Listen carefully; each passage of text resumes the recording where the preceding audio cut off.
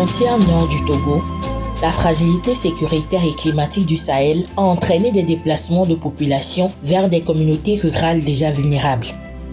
L'arrivée des réfugiés a accru la pression sur l'eau, les terres agricoles et les infrastructures sociales. Face à ce défi, le Togo a opté pour l'intégration des réfugiés au sein des communautés hôtes et non leur regroupement en camp afin de préserver la cohésion sociale.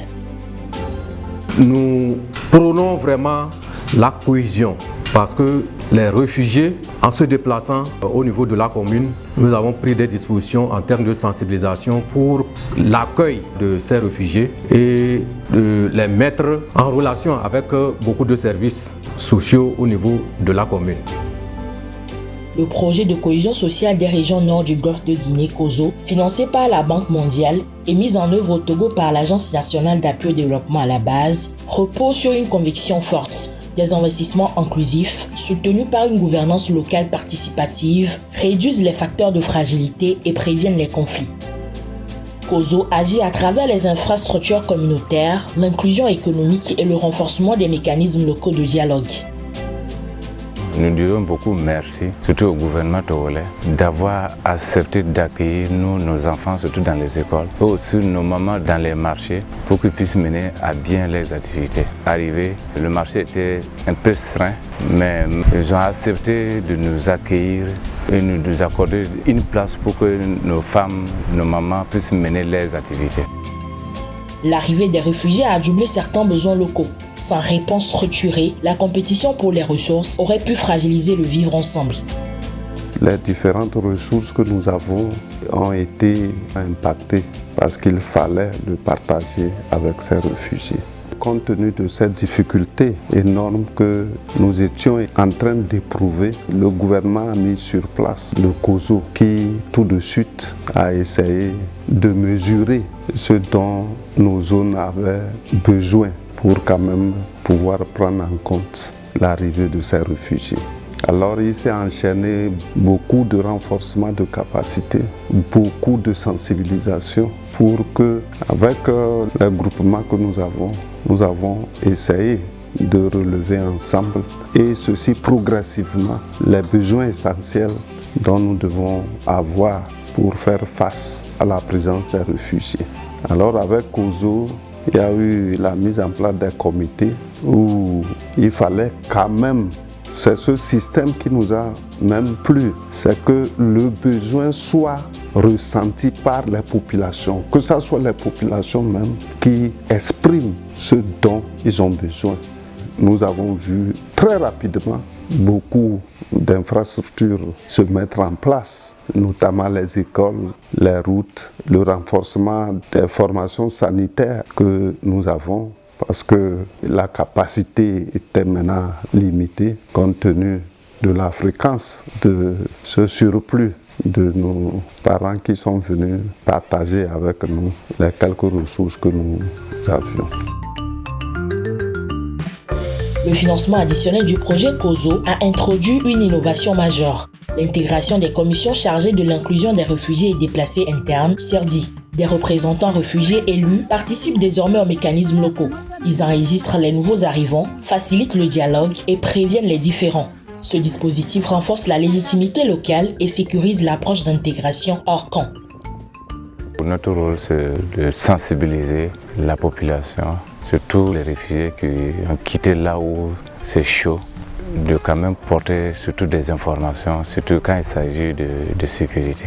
L'ACNAR, c'est notre partenaire privilégié des réfugiés, avec aussi le CCFD qui nous accompagne dans toutes les activités. Nous travaillons en tout cas ensemble pour nos réfugiés et aussi pour le canton. Nous avons été reçus sans souci dans les foyers et dans les familles. Le logement et la nourriture ne nous ont pas manqué. Nous sommes acceptés dans les centres de santé et nos enfants vont dans les écoles du village. Nous participons à toutes les activités communautaires et également à l'entretien du forage, comme tous les ménages, à travers une contribution mensuelle de 200 francs. Vraiment, nous partageons ensemble. L'eau, ils sont venus ici, on les accueille avec l'eau. Ils sont ici, ils ne payent pas l'eau, on les adonne. Et puis nous tous on puise, comme ça se doit, comme la famille. On est fiers d'être avec les réfugiés. On les accueille comme notre soeur et frères et nos papas et nos mamans. Les infrastructures financées par COSO répondent aux besoins identifiés conjointement par réfugiés et communautés hôtes. Accès à l'eau potable, infrastructures éducatives, marchés locaux dynamiques et espaces de dialogue. Leur utilisation partagée réduit les sentiments d'exclusion et renforce la confiance mutuelle. L'organisation des groupements à la base, donc qui implique les familles hôtes et même les réfugiés dans le domaine de l'agriculture et dans plusieurs secteurs d'activité. Au niveau de la ZAP, la zone d'aménagement agricole planifié, où on constate vraiment cette union, le partage dans les activités donc, au sein des communautés. Également, nous constatons ça à travers la mise en œuvre ou bien les activités du comité villageois de développement, comité de développement des quartiers, dont leur activité vraiment implique toute la population, que ce soit la population haute et les réfugiés. Et nous avons, nous, dans notre communauté, peut-être une façon de vivre qui n'est pas la même que ceux qui sont venus d'ailleurs. Alors tout de suite, il fallait en tenir compte et en intégrant même dans notre notabilité certaines responsabilités pour que ces réfugiés puissent être et nous accompagner afin que nous puissions partager avec eux notre façon de gérer.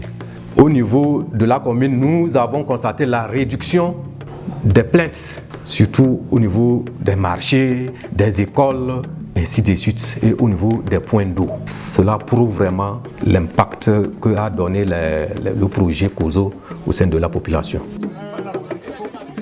Au-delà des infrastructures, le projet soutient l'autonomie économique. Des groupements bénéficient d'équipements productifs. Des jeunes développent des activités génératrices de revenus. L'autonomie économique réduit la dépendance et renforce la dignité. À travers ces activités, nous avons aidé à former des groupes.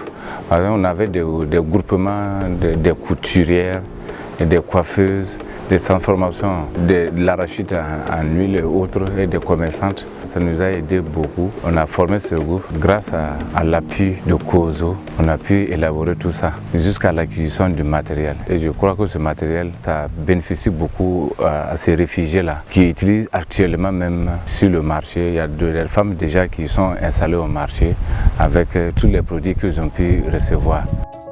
Quand j'ai reçu les matériels, ça a changé à la maison aussi. Maintenant, s'il n'y a pas la santé sur mon enfant, je peux la soigner. Je peux aussi acheter les condiments, écraser la farine aussi. Il y avait aussi des femmes dont leurs maris sont tombés sur les champs, qui ont perdu leurs maris. Aussi, il y a des femmes aussi dont leurs maris, étant ici, ils n'ont pas de terre cultivable. Donc j'étais obligé d'aller ailleurs pour chercher des revenus et ces femmes étaient là sans soutien. Mais grâce à COSO, je crois que ces femmes-là, aujourd'hui, elles arrivent à sourire, à rire et à sortir hors d'elles-mêmes.